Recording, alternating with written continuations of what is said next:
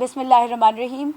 मैं ख़ातून मोहतसिब खैबर पख्तूनख्वा हूँ और जिसको कि अंग्रेज़ी में ombuds person, provincial ombuds person Khyber Pakhtunkhwa कहा जाता है। तो आप लोगों में से कितने लोगों का इंटरेक्शन हुआ है इस इदारे के साथ?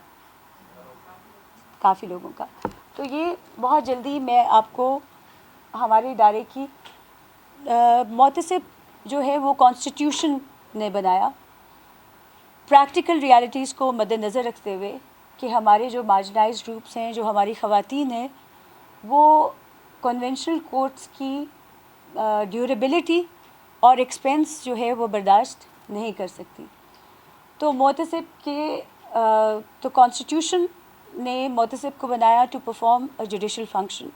ये एक स्टैट्यूटरी पोस्ट है और जो दो एक्ट्स रेलिवेंट हैं वो है the protection against harassment of women at work place 2010 और दूसरा है द Khyber Pakhtunkhwa enforcement of women's property right act 2019।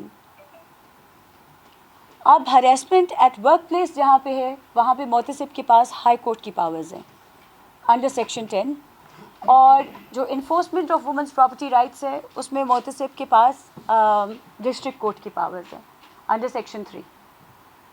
और मोहतसिब का फ़ायदा क्या होता है? स्पीडी जस्टिस यानी कि जल्द इंसाफ।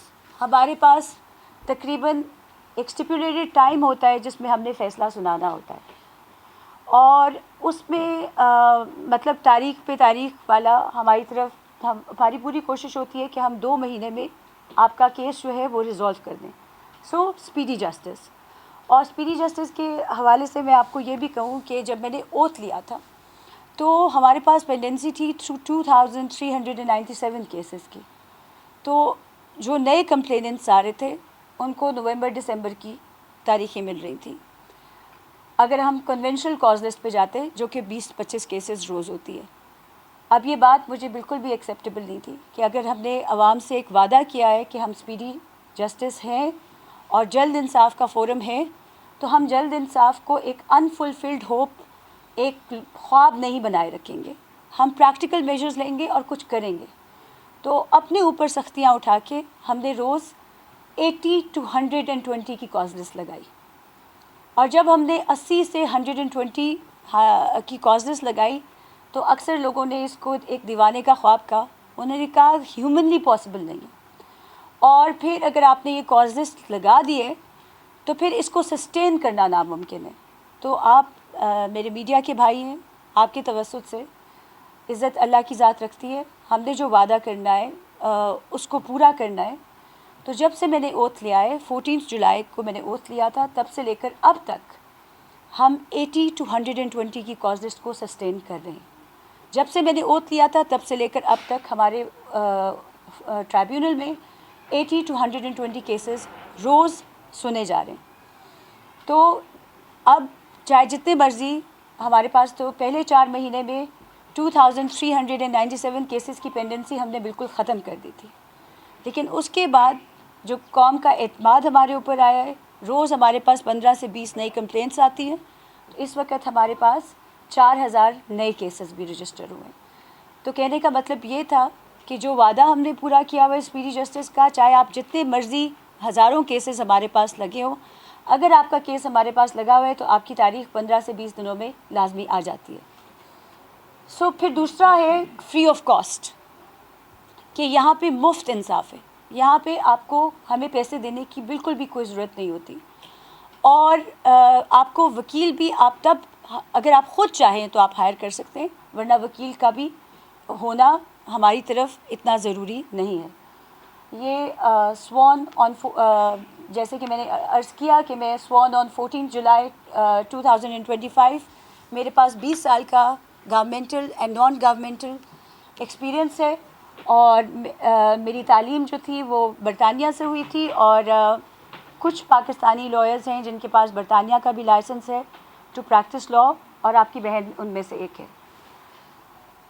अब ये टोटल नंबर ऑफ़ हियरिंग्स ये पुराना प्रेजेंटेशन है।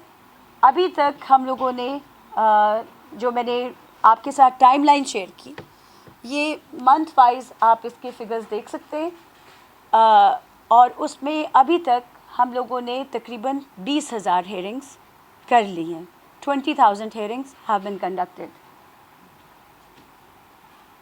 اس میں جو کی ہائی لائٹس ہیں کچھ ہم لوگوں کی، تاکہ ہمارے ادارے کی اسٹرینتھننگ ہو سکے، اور کیونکہ اکثر جو ہوپ لیسنس کی سٹوریز ہیں، کسی بچی کے ساتھ خدا نخواستہ اگر اس کو پراپرٹی کا حصہ مانگنے کے لیے قتل کر دیا گیا ہے، یا اگر کسی بچی کے ساتھ ہراسمنٹ ہوئی ہے، تو وہ سٹوریز بالکل وائرل ہو جاتی ہیں.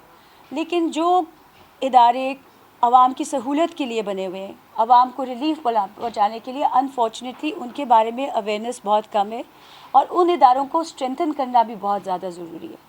تو پھر ہم نے انسٹیٹیوشنل اسٹرینتھننگ کے لیے MOU سائن کیا نیشنل اسمبلی کے ساتھ. یہ ایک تاریخی قدم تھا جہاں پہ نیشنل اسمبلی نے ہمارے ساتھ ایک MOU سائن کیا.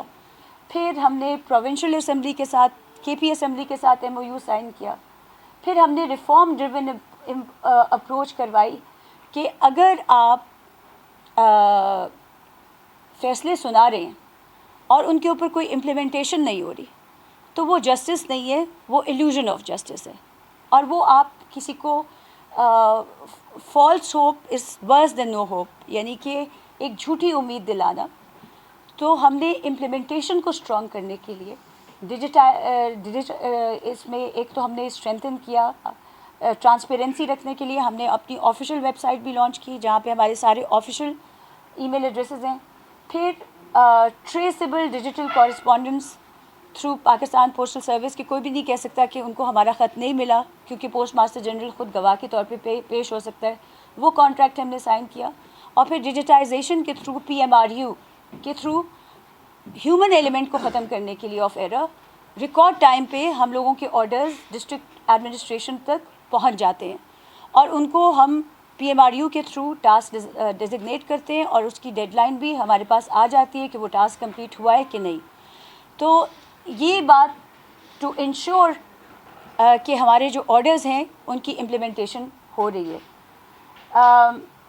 پھر establishment of conflict resolution desk emphasizing on dialogue based justice. اب اس کا میں اگر آپ کو جو خاص طور پہ یہاں پہ بچیاں بیٹھی ہوئی ہیں، آپ لوگ بھی بیٹھے ہوئے ہیں، تو عورتوں کو اکثر جب بھی وہ اپنے حق کے لیے آواز بلند کرتی ہیں، چاہے وہ مقام کار ہو یا وہ اپنا جائیداد، سب سے پہلے ان کو سوشلی آئسولیٹ کرنے کی کوشش کی